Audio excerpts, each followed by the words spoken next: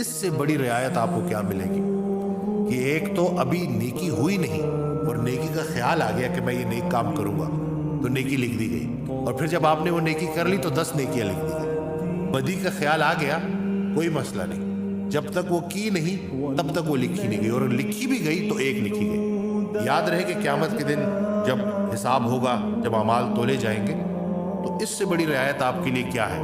تو جب بھی زندگی میں کوئی غلطی ہو جائے تو فوراً اللہ سے توبہ کریں اور اس برائی کو نیکی سے ریپلیس کریں۔ اللہ تعالیٰ نے جب ہم بدی کرتے ہیں تو اس میں عدل کا راستہ اختیار کیا ہے، اور جب ہم نیکی کرتے ہیں تو اس میں فضل کا راستہ اختیار کیا ہے۔